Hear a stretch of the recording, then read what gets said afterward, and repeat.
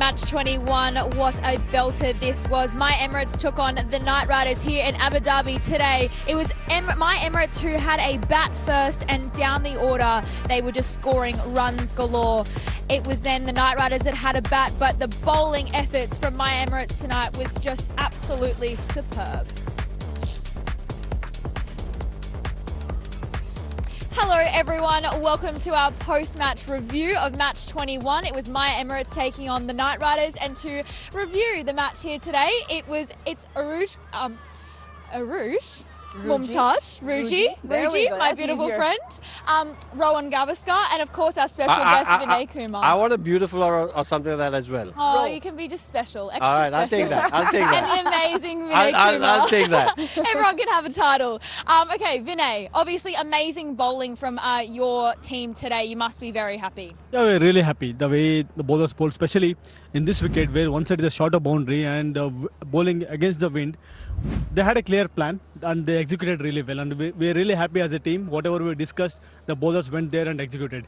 Did you talk about conditions much today before the play? Because obviously it's really windy, it's quite cold, which is different to what everyone's used to through this season. Well, this is our home ground, so we know exactly what kind of conditions will be here, especially second half of the tournament. Once wicket gets a bit slower, then it's all about bowling those slow bouncer like what Zaur did exactly. That way we need to bowl most of the balls on bigger end. We need to make sure that if right-hander batter is there, then we have to go wider, and left-hander, then we have to go to a heel. So the plannings were very much clear. Yes, nowadays cricketers are playing so many tournaments and they know exactly what to do, and they're coming up with the plans and they're executing, and we're very happy. You guys have also broken the jinx. The pattern was win-loss, win-loss. So it was a loss on the cards, but that must give you a lot of pleas. But also because of the way that middle over wicket-taking ability panned out. We were discussing it on commentary, whereby Kamindu Mendes has picked up quite a few wickets. Allah Ghazanfar has picked up quite a few wickets. It was important for the other guys to come to the party. Yeah, definitely. Credit has to go to Paulie, the way he changed the bowlers and the way he got the players in the side. In fact, Arab was there in the scheme of things, but we had a plan of getting a seamer or spinner. We were a little bit of confused with that. Then he waited for a few overs and understood the conditions. Then he brought Arab Gul. So similarly, when Kamindu Mendes came in the side, he also did pretty well. And sometimes unknown commodity will definitely come handy, and that's what happened with us. And yes, bowlers are doing their job really well, understanding their role. That is very important, especially in T20 format. It's all about knowing your role, because once you give away the momentum, it's very difficult to bring it back. So whenever you're on top, you make sure that you continue the good way. Yeah, I just want to say credit to you and Paris, because you said, the bowlers have understood their role. So obviously the lines of communications are very clear. You've got excellent strategies which have worked well today. I just want to ask you something slightly different. You mentioned about Arab coming into the side. Why did you all wait till the 7th over to get him into the game as a super sub? And the first thing he did was bowl straight out of the cold. What's the thinking behind that? What's the strategy behind that?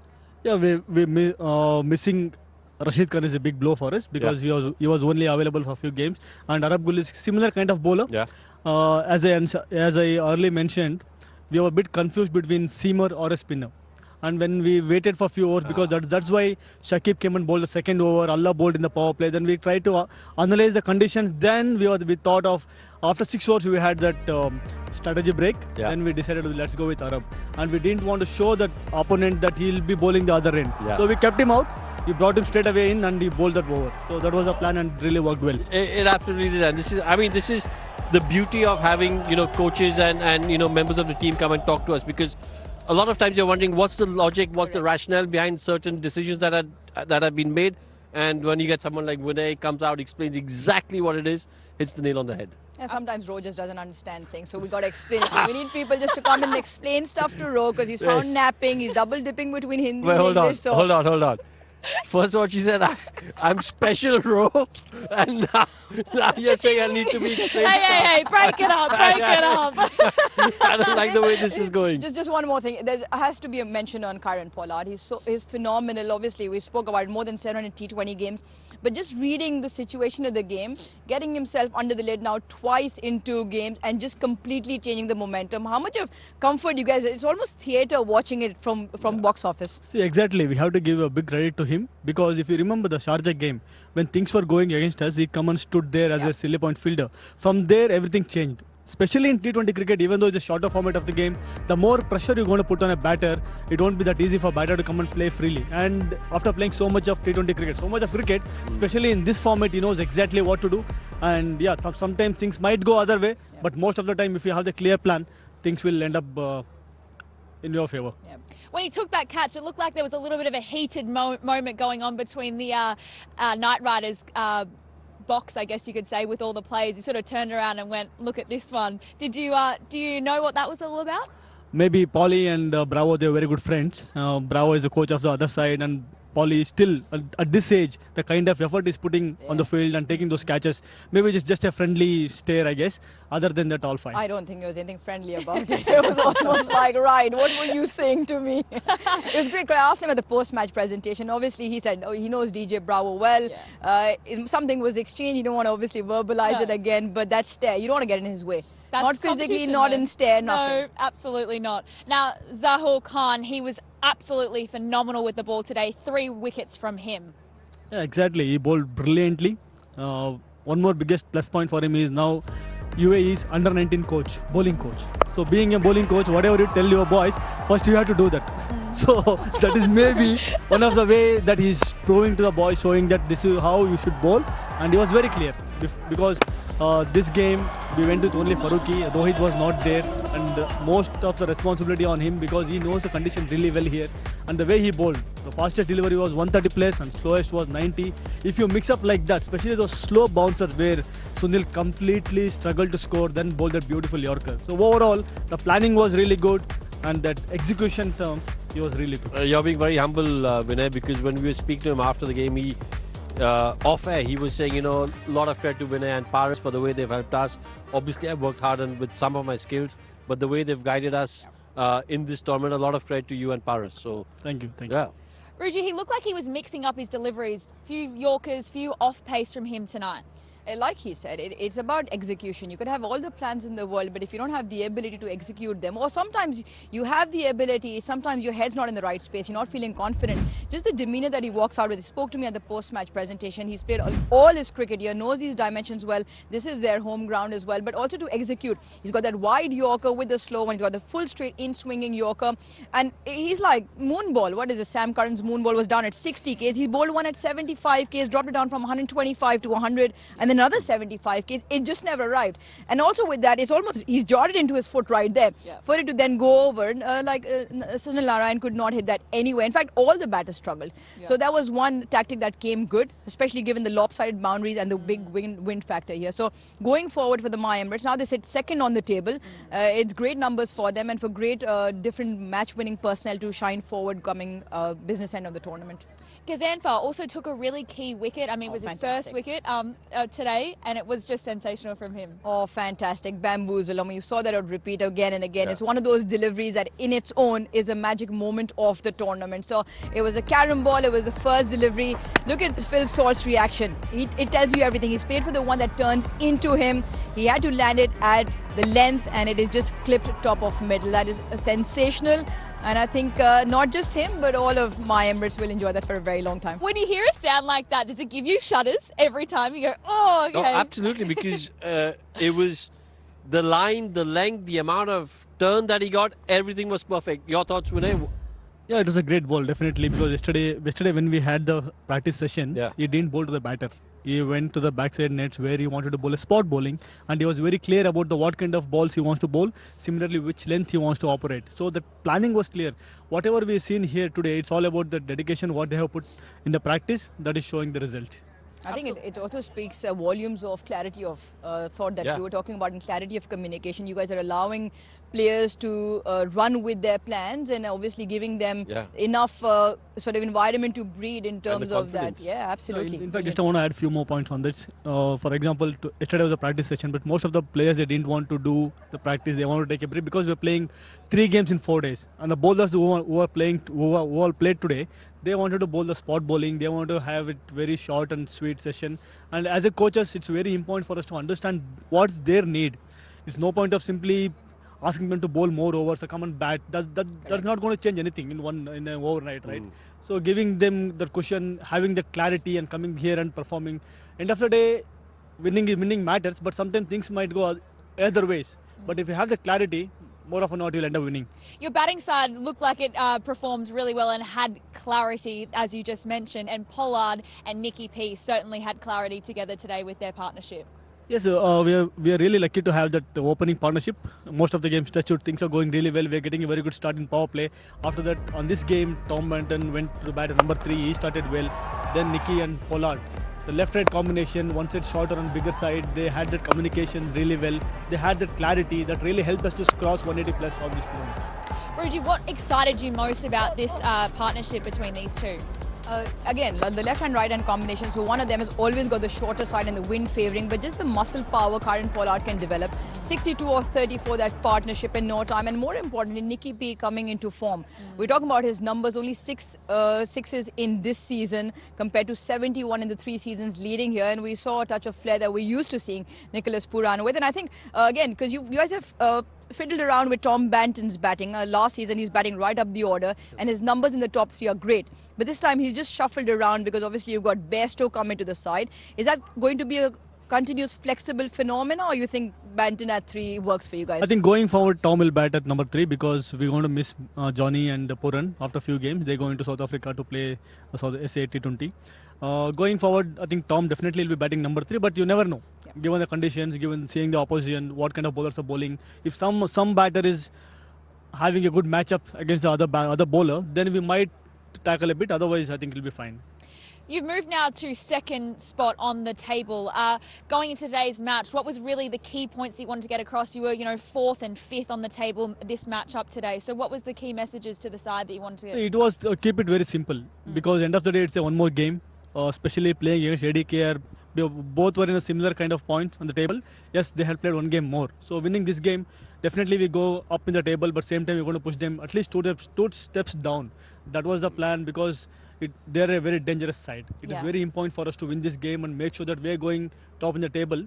Similarly, we can put them back so that it will be very difficult for them to come back. It's all about eliminating teams here to qualify. But when you have that upper hand, make sure that you will finish well so your run rate also will be taken care. You never know. Going forward, 2-3 teams might end up with the same similar points, but the run rate will definitely going to help us to qualify in top 2. Absolutely. Your next match is tomorrow in Dubai against the tabletop of Vipers. How will you approach that game?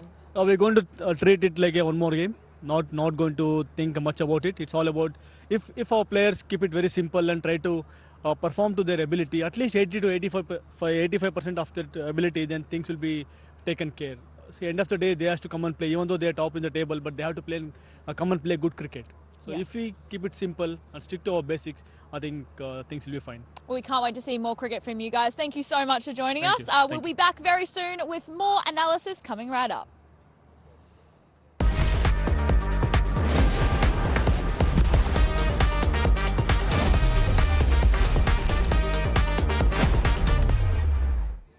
Hello everyone, welcome back. Now we're wrapping up what was match 21 here. Beside me tonight is Oair Shah and Simon Dool.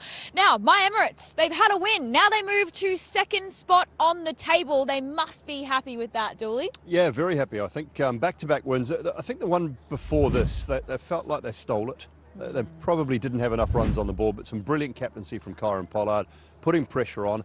And this afternoon's game, and those sort of chases, it looked like the Knight Riders were well and truly in control of the game, but you lose a wicket or two, and that's just the pressure that comes on the new batters coming in, and they just couldn't find a way. And in the end, the run rate just got out of control completely. So another pretty dominant performance. I said it prior to the game, batting first in an afternoon contest, I don't really mind, as long as you put a decent score on the board, and they did. Absolutely, they did.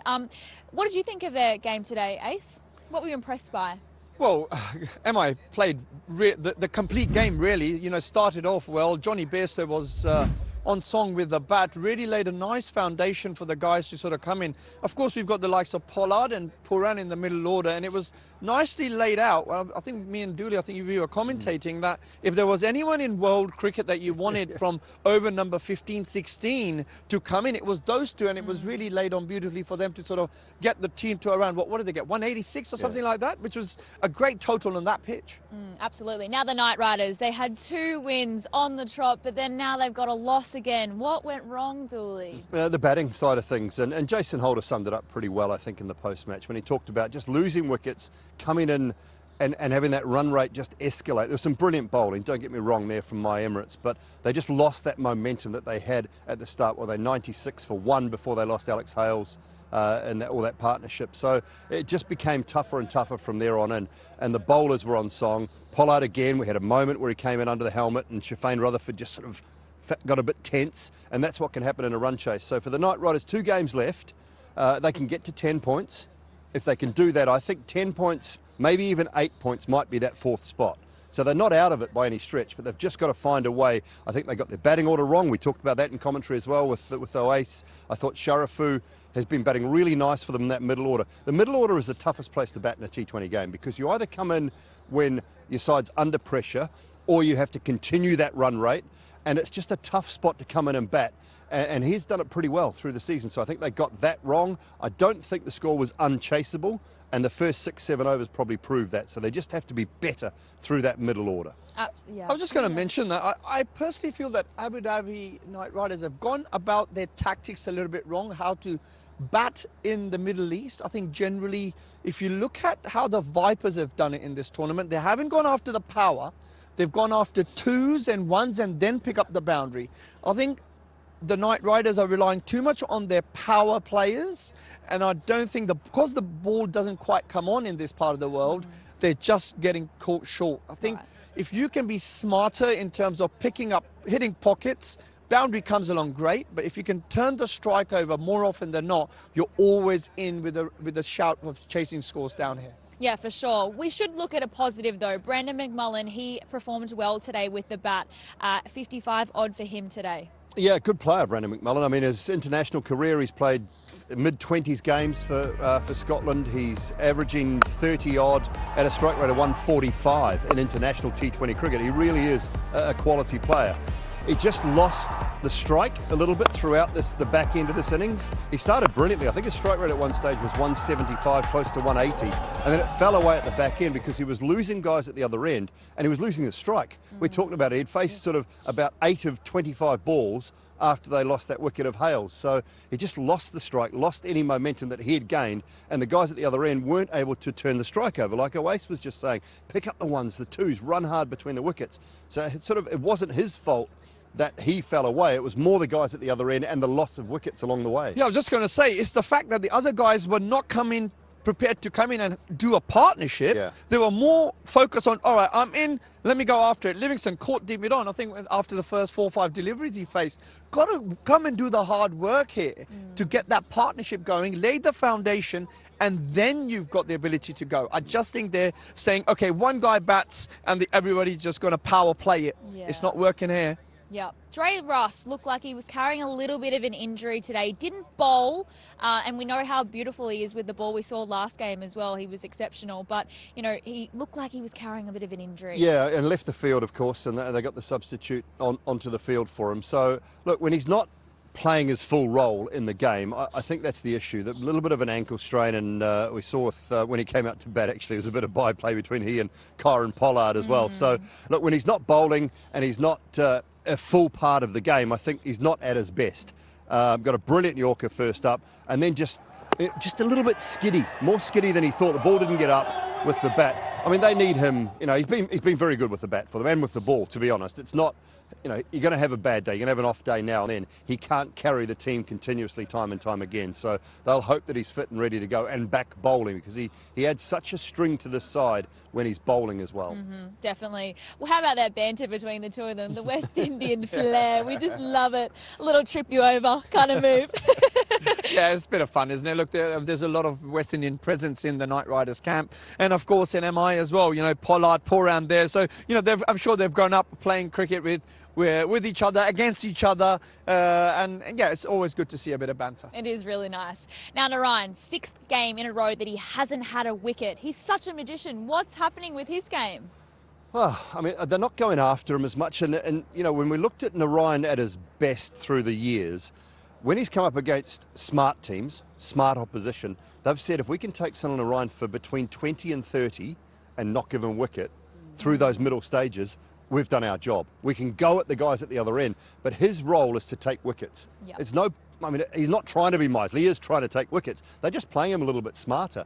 And I don't think he's bowling any worse. I think that the surfaces are not really grabbing too much, getting the odd one to turn, but they're just playing him a little bit smarter nowadays, I think, and maybe reading him a little more off the surface and out of the hand, which is something that Ace has talked about a lot in commentary. If you're not picking it out of the hand, you're finding it very difficult to play him. But I think most of the guys are actually reading him now and understanding what he's trying to do. Yep, absolutely. I think we should have a look at the points table because this game was pretty critical in changing things around. Now, after today's win, we saw My Emirates move from 4th spot to now 2nd spot.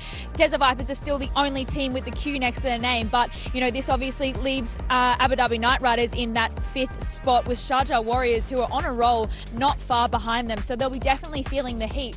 Talking about feeling the heat, how is DJ Bravo going to get his side back into the momentum? We saw 2 games that they won on the trot, but, you know, how are they going to get them back on a roll? It's a tough one. He's got a big job to do because, you know, DJ, I think, is a terrific mentor, a terrific bowling coach and mentor. This is a different role for him now as a head coach, full coach. You've got to tick the boxes and get everything sort of behind the scenes so that your players are going out on the park in the right frame of mind. You've got to get that batting order sorted and right, and as we've talked about, I think they've tinkered a little bit too much in and around things, so, you know, he'll be under some pressure. He's a franchise guy now from a coaching point of view, and you take on a head coaching role, your head's on the block. It definitely is. Well, let's leave it on a positive note. The winners of our VZ Smart TV are presented by Jawal Dikal in Umpal contest from our previous match. These are, you know, our winners. So congratulations to everyone on screen for showing an amazing Jawal and winning exciting rewards from the VZ Smart TV, a smart TV that has it all, the youth entertainment brand.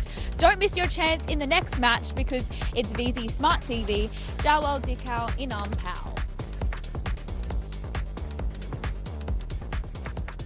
Alrighty, well, tonight's match, it's the Vipers taking on the Warriors, so that'll be interesting to see if the Vipers can, get on track and have another win, or if the Warriors can, you know, bump up the table a little bit more and give the Night Riders a little bit of a run for their money. But tomorrow, I want to hear from you boys. It's obviously the Dubai Capitals taking on the Gulf Giants. What do we think's going to go on there? I think the Capitals are a better side, to be honest. Paper, yeah. Better balance. Yeah. The Giants just haven't quite got their mojo. Yep. Even though that, you know, they're both well and truly still in the competition. But I don't know. I think I might change my mind tomorrow because I'm coming back. But at the moment, I'm going to say the Capitals. Does paper say everything though? No. I mean, you look at the Night Riders side and they're gun on paper. Yeah, they are very good, and you would have thought that, you know, on most conditions they should do really well. I just think the conditions don't quite favour their brand of playing. Talking about tomorrow, I think the Gulf Giants may well just steal it. Oh, there we go. We heard it here first. Well, My Emirates have had a win here tonight, but it's the Vipers taking on the Warriors, so make sure you tune into that game. It's the DP World ILT20. Thanks for joining us. Good night.